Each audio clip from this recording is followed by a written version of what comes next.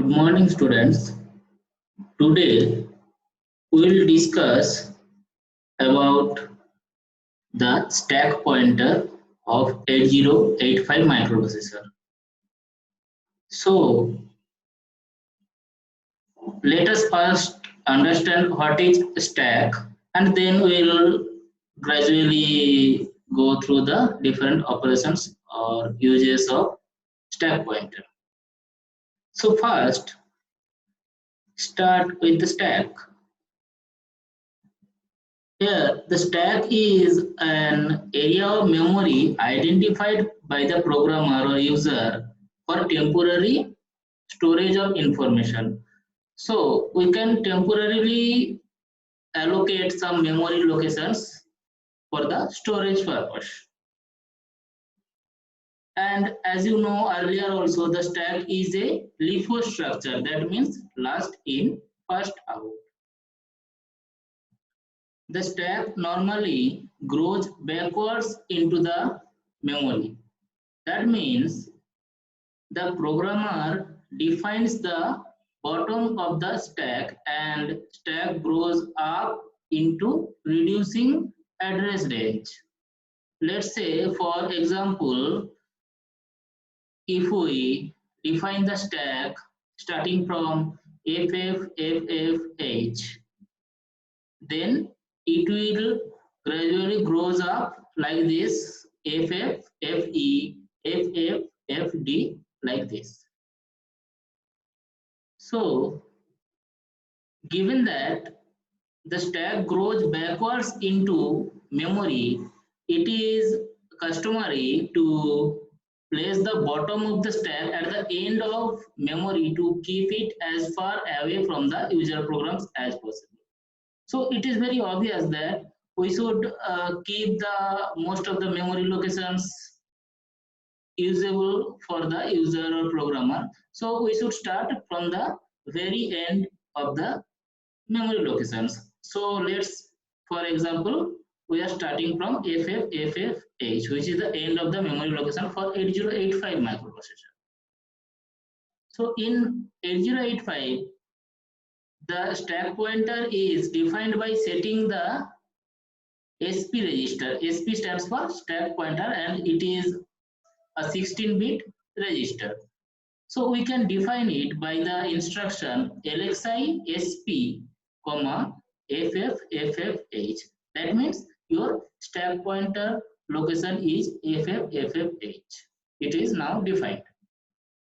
And the size of the stack is limited only by the available memory. That means which memory are available for the purpose of storing the information. So let us see how we can save the information on the stack.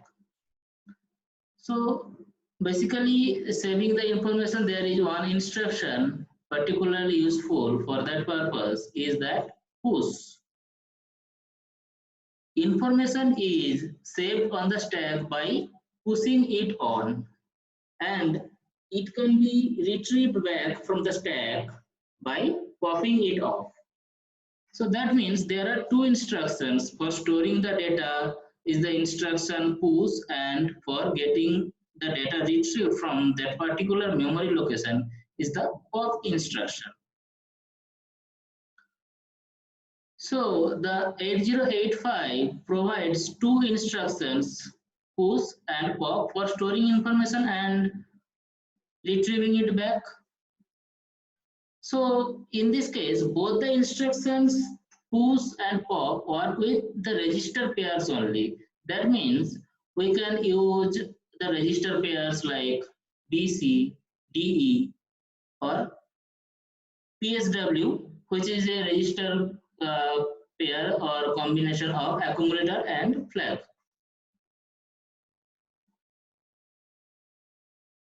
So now let us see what is push instruction. For example, if we take the instruction push B, which is of course 1 byte instruction, So in this case of push instruction, the microprocessor will first decrement the stack pointer. That means whichever memory it is pointing right now, it will decrement it by 1. So if your stack pointer right now points to the memory location FFFFH, then it will be decremented by 1 and the memory location will be FFFEH. And after that, it will copy the contents of register B to the memory location pointed by SP. So if for instance, in this case, if we have the data in register pair BC, or you can say 12H in B and F3H in C.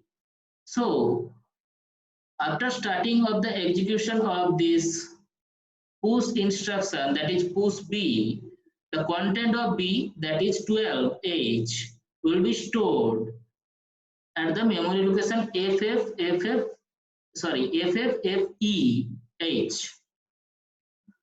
and the microprocessor will decrement the stack pointer by 1 again, and it will copy the content of register C to the memory location pointed by SP. So now the memory location points to the the stack pointer is pointing to the memory location FFFD, and the content of C, that is F3H, will be stored in this particular memory location, that is FFFDH. So this is how the push B or push register pair instruction will occur. In the next class, we will see the instruction pop. That means how to retrieve the data from the stack pointer.